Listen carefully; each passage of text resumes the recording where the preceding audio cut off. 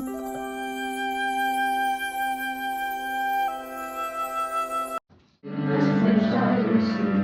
art my life, thou art my love, thou art the sweetness which I receive. Neither thought my mind abroad, neither thought my mind abroad, but is thy name so sweet, so sweet. Devotee knows how sweet you are, devotee knows how sweet you are. He knows who you let go, he knows who you let go. Thou art my life, thou art my love. This was not this. The object was an audiobook. Yes, but an audiobook has a script, and when the publisher sees a script, they see book.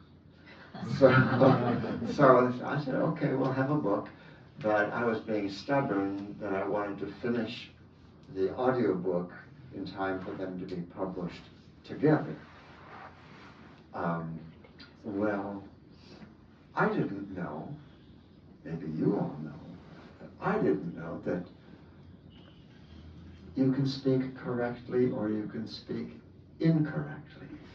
I thought that, you know, the software comes along with the hardware, that the user manual is built in.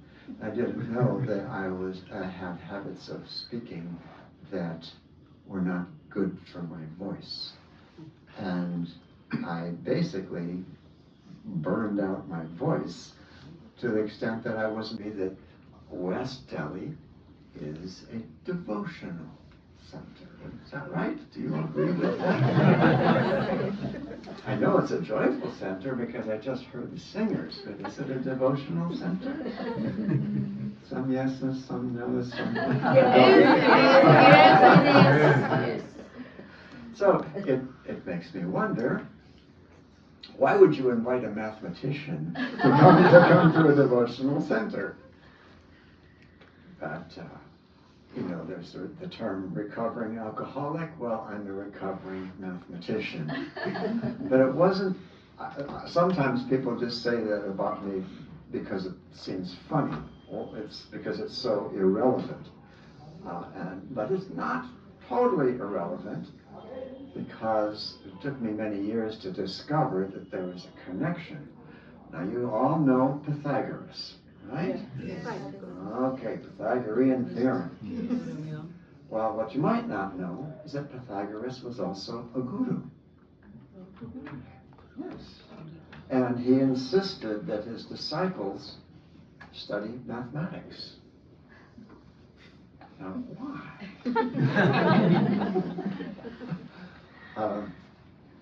That's what somebody, Swami Uma from Ananda sees. That was her response when somebody told her that I had a PhD in math. She said, why?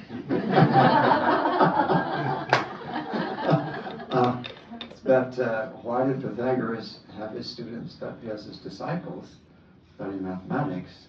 He said, because mathematics teaches you how to concentrate on non-material realities. And I thought, yes, I learned how to do that. And God is the ultimate non-material reality. He doesn't behave according to equations, however, and sometimes he doesn't behave the way we want him to, the way we think he should.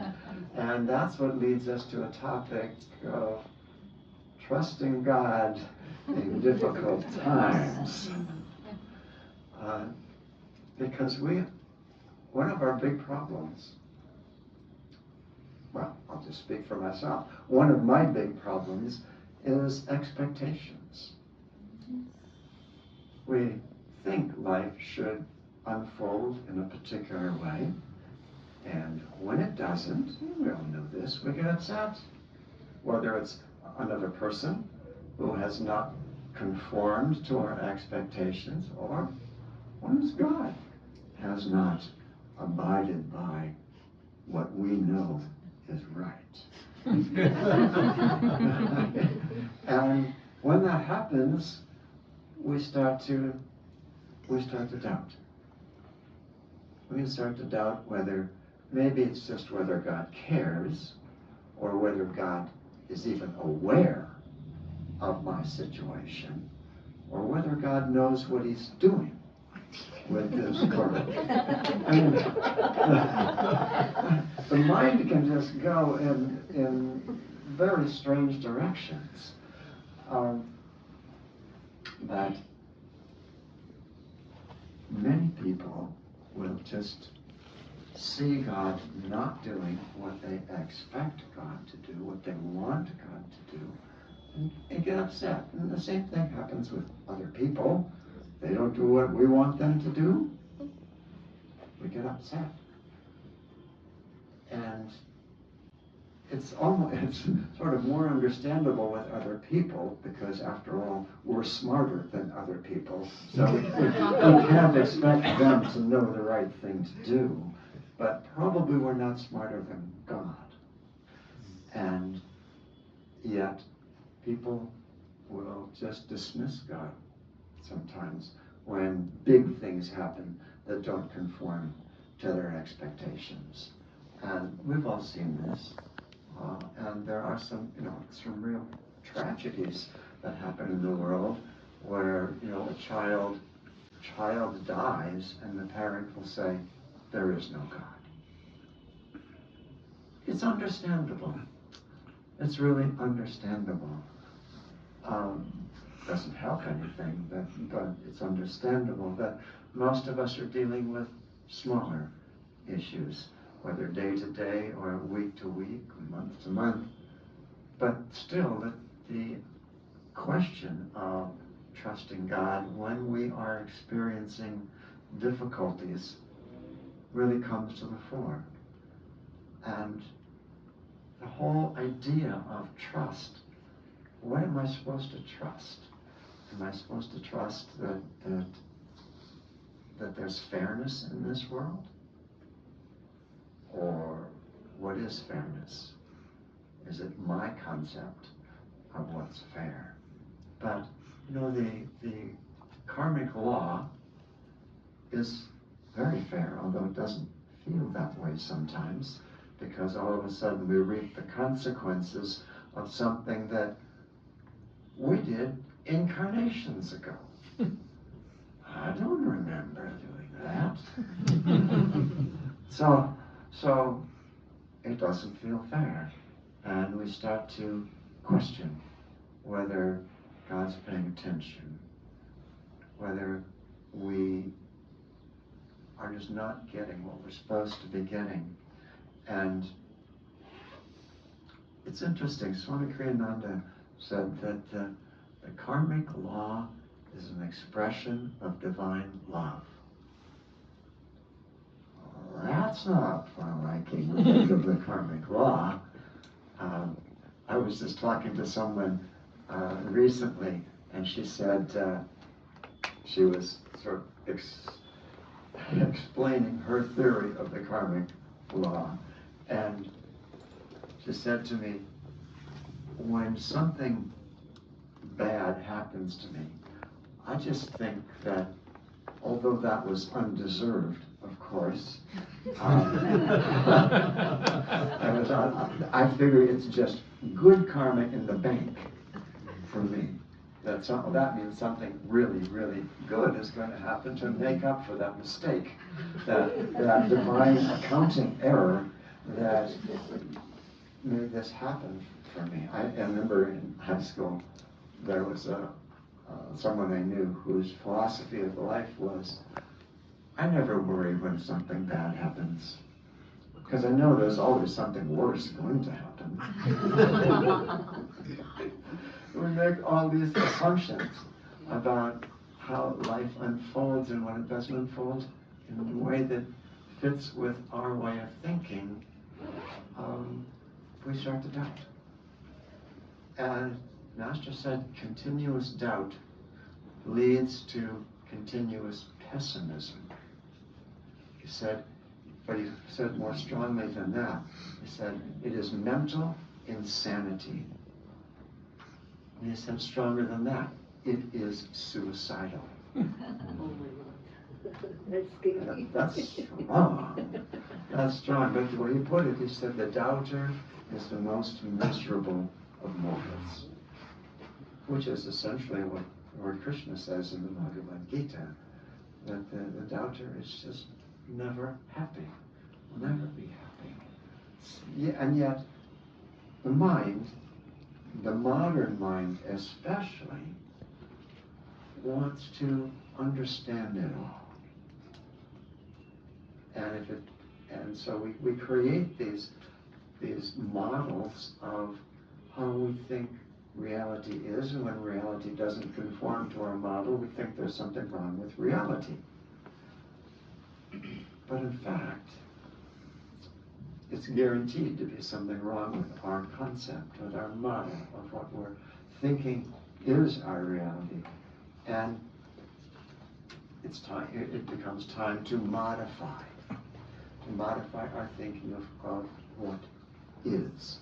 And part of learning to trust God is the simple humility that maybe my model of reality is wrong.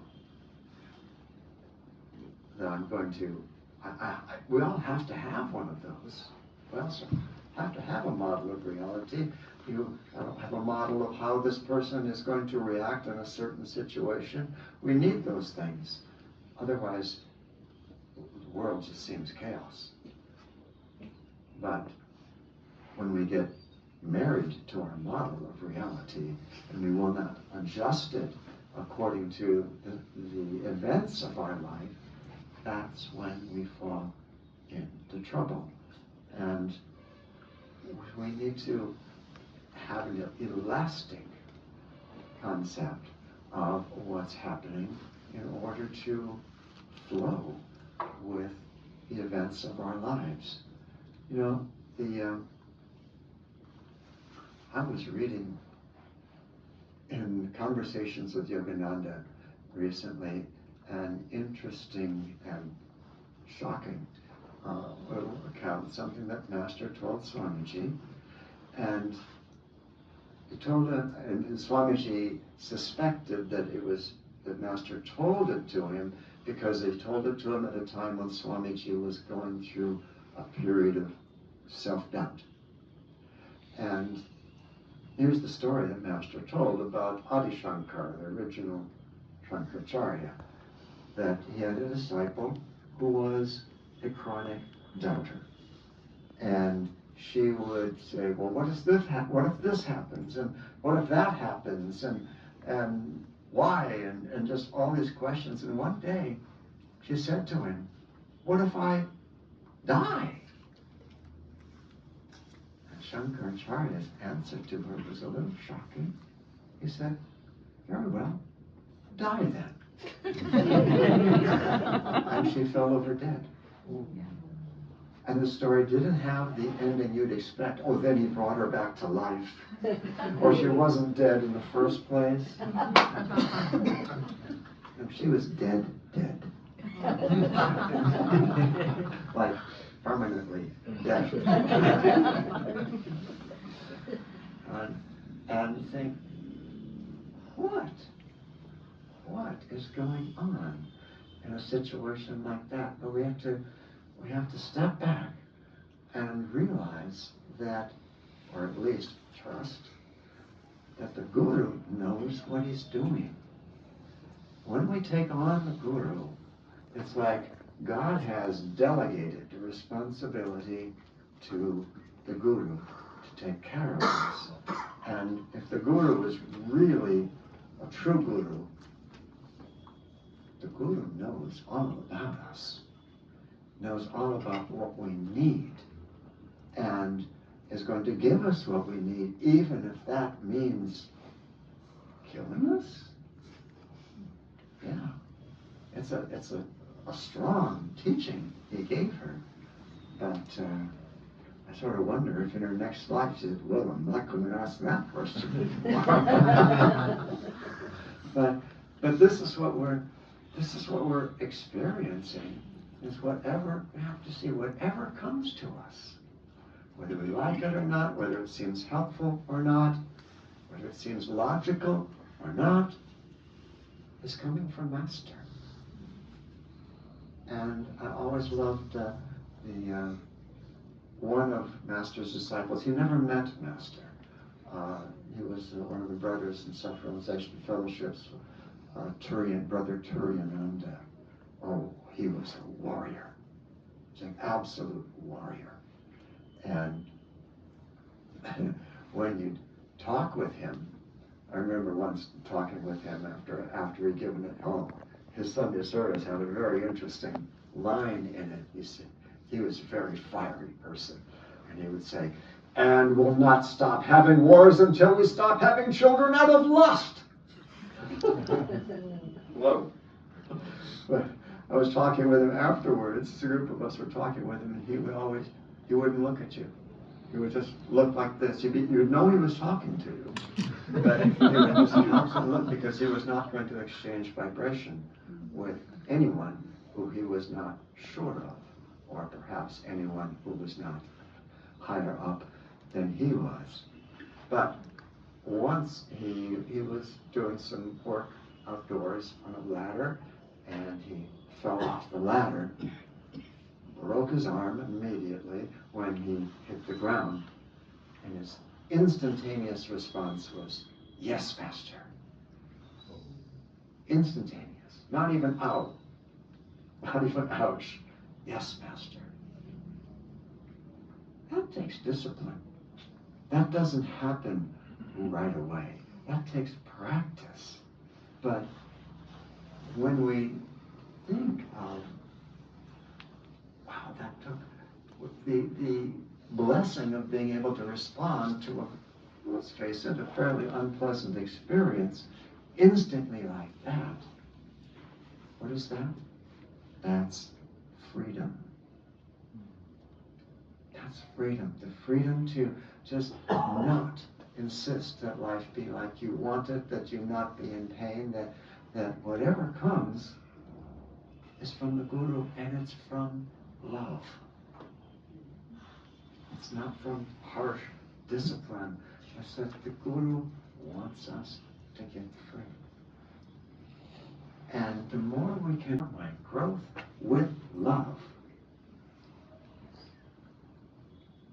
that's freedom. You don't have to worry about what comes to you. You simply do your best. Whatever comes of itself, let it come, as Master would say. Not just talking to the universe in general, whatever comes of itself, let it come. But whatever comes through Master, let it come. Embrace it and find freedom. It's not that we're taking bad medicine. It's that we're finding freedom. And the more we cultivate that, the more Master says, oh, they're paying attention. Let's give them this opportunity.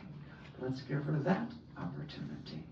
And just always raising the level, just one notch at a time, toward freedom. You know, when I first met Swamiji a long time ago, I had this strong impression that never went away in all the years, that Swami is the energy guy. Oh my gosh, what a fountain of energy, but not restless energy, just so awake. So awake. And I just thought, we all have to get to that stage, right? I mean, I was never with Master, but hearing Swami talking and saying Master wasn't here, Master was there. But Swami was here and I was here. And just thinking, what's the hope? You know, how could I make the leap from where I am to where he is? It just seemed inconceivable. But I realized as I watched him and listened to him and watched other people on the spiritual path, which is why why I moved to Ananda village in the first place. That I didn't care about community. I've since come to care deeply about community, but I had no experience of community, so who cares? But what I cared about was I needed to see people doing it on a day-to-day basis. What does the spiritual life look like? I didn't know. I was new, and I'd read things and I'd heard things, but I needed to see it in action. And I saw what people are doing. Not everyone, by no means everyone, but everyone to their own degree doing it. But everybody was trying to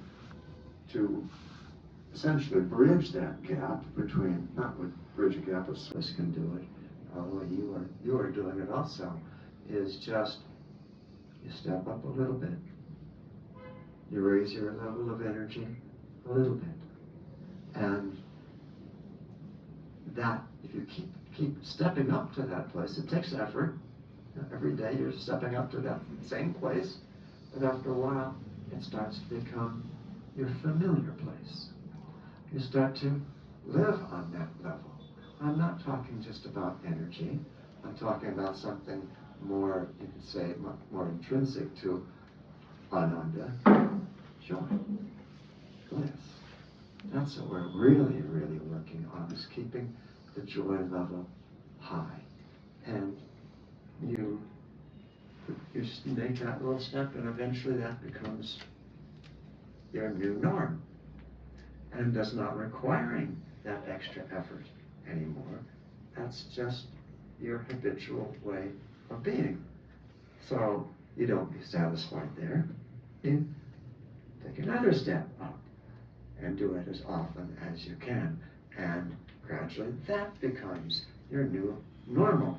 And you just slowly go up, up, up. And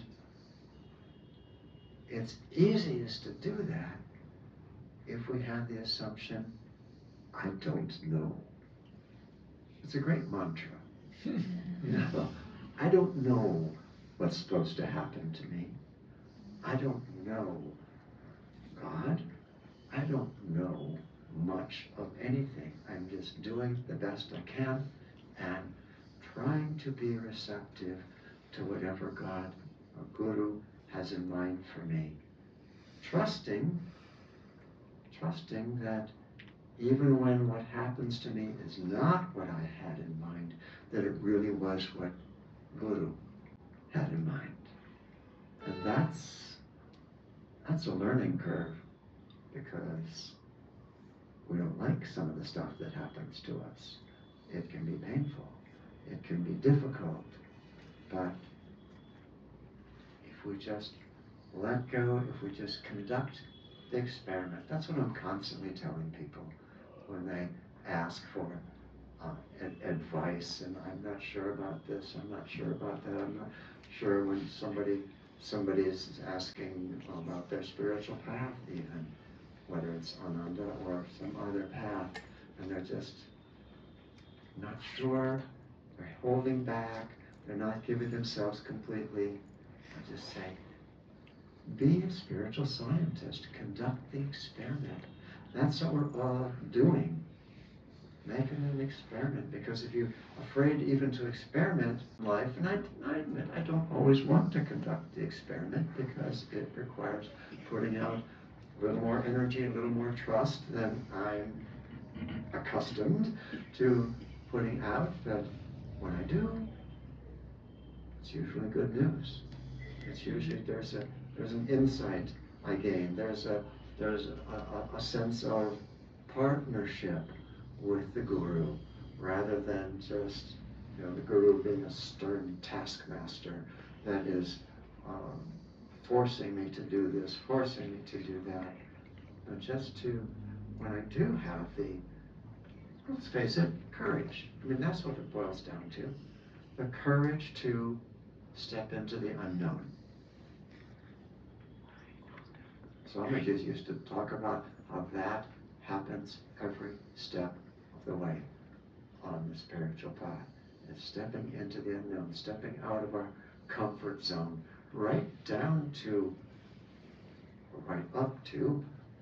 when we first encounter the possibility of going into samadhi. The image that Swami often used to use, he'd say, it's like you've been a bird in a cage for its entire life. And one day the cage opens and stays, the door opens and stays open, and the bird, a little curious, flies to the, whatever you call him, this doorstep of a bird cage, and hangs out there and just looks out into that wide, wide world and say, whoa, that's big. That's scary. I'm going back to my perch. And you know, they may do this repeatedly because it's so big. But finally, it becomes a little bit more familiar to them, and they're willing to fly a little sortie out into the wide world, into their natural habitat. And Swami said, this is usually, he said, how it is with people on the verge of samadhi. And we think, oh yeah, I want samadhi. I really want samadhi. It sounds so cool. I've memorized Master's poems, right? And I've really gotten into the visual aspects of that and the feeling aspects, which he recommended strongly that his disciples do. Memorize it and repeat it every day. If you haven't ever done that, please do it. Please do it. It's not hard. It'll take a number of days, of course, to memorize it. But you memorize, about 4 lines, and the next day you add, or maybe it's several days later, you add 4 more lines, and so now you memorize 8 lines, and you just go through it like that until you've memorized the whole thing. Master said to do that because, that won't take you into samadhi, but it helps you to make it more familiar to you. Something that, because that's where we come from. And what we're trying to do in the whole spiritual path is awaken the memory of who we are. It's not becoming who we really are, it's remembering who we are. And that memorizing and reciting that poem can be very, very helpful. So that maybe when we find ourselves on the verge of this cosmic experience of samadhi, we'll be less likely to go, and jump back. Swami would tell of Swami Vivekananda, whose first experience of being on the verge of samadhi, he pulled back. He said, but who will take care of my parents? And Sri Ramakrishna said to him, oh, so many people have said that to me, I didn't think you would. But this is normal. This is normal because we're faced with this incredible, unbelievable magnitude of energy, and it can be very intimidating. See, that's how it is, not just at the samadhi level, but at every step along the way. That next level of energy can be intimidating. It can be inconvenient because you have to put out the energy to step up there. But that's why I say make it your experiment, because you teach yourself step by step not to be afraid, not to worry about whether you can trust the Guru. And gradually that doubt, maybe not a strong doubt, but not an assurance either, but that starts to disappear as we climb a little bit higher and a little bit higher. And we start to have the feeling that of this partnership relationship with God and Guru. And I saw it in Swamiji's life, where by the time I met Swamiji, which was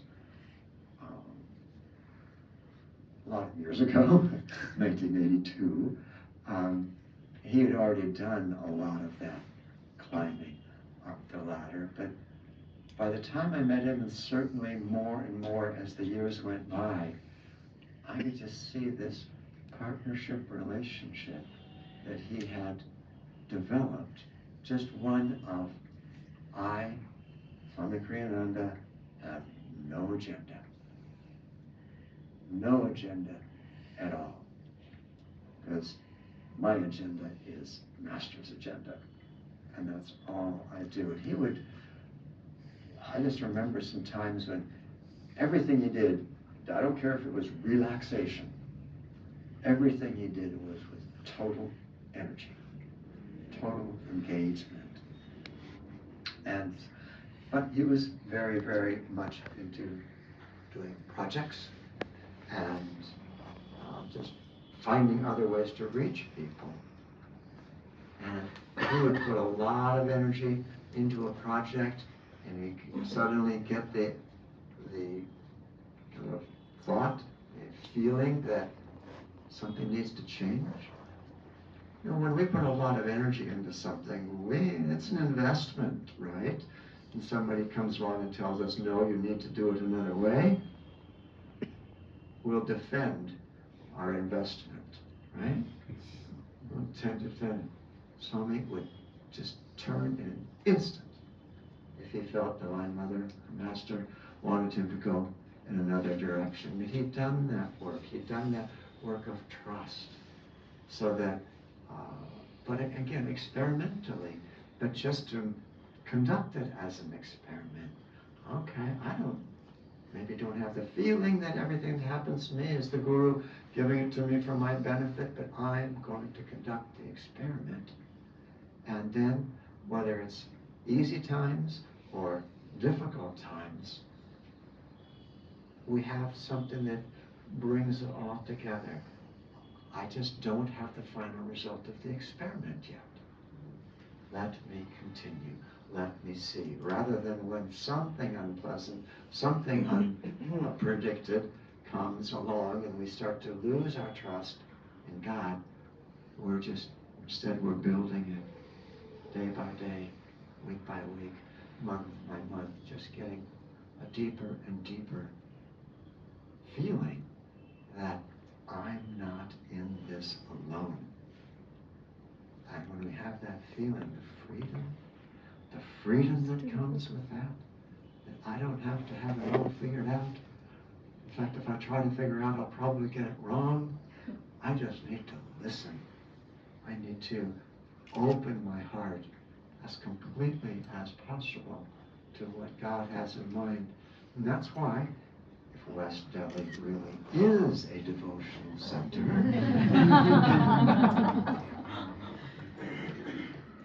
you've got an invaluable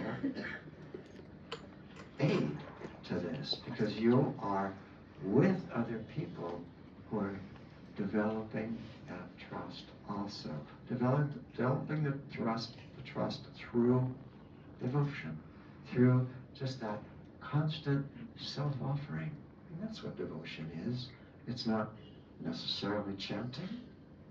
It's not necessarily doing any one thing outwardly.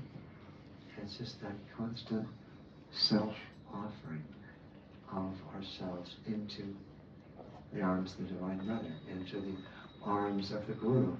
And that's when we can do that with a feeling, without the feeling of questioning, without the feeling of doubt, just, I'm yours. It's so freeing. And now we can't do it all the time. Sometimes you're going to say, I'm yours most of the time.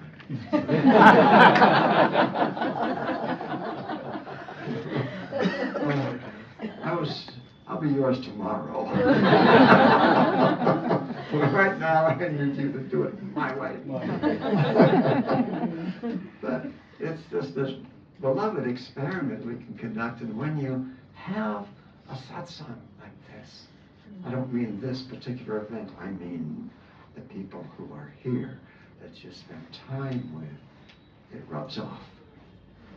It rubs off on each one of us, and if we're sort of not so good at that yet, we're spending time with people who are good at that, or at least better than we are, and their magnetism is rubbing off on us and is helping us.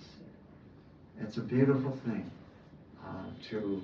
that's how I developed a love for spiritual communities, seeing, oh, it's not just watching people do the spiritual path, it's doing the spiritual path with them and learning from them, but also getting stronger through their magnetism. It's a beautiful thing, and I think that the satsang that is just a way of life with the Ananda tradition, don't undervalue it. Very few people have what we have. You know, you're in the midst of it, and you think, oh, this is just what everybody and other paths have. No, it's not. There are others that do. I don't want to say that we're the only ones, but it's less common than you might think among the various spiritual traditions. We have a great, great blessing. Draw from one another, support one another, and everybody's trust is going to build so that whether it's easy times or difficult times, we're just going to start to feel that, yeah, I can let go of my agenda. I can allow God to teach me, allow God to love me, because what's the whole point? God wants to bring us back to himself. God, the only thing God needs, Master would say, is our love. And as we spend time together, that feeling builds. And so appreciate the blessing you have of having a devotional center, because it doesn't get any better. It's just the way. So God bless you, and spend lots of time together.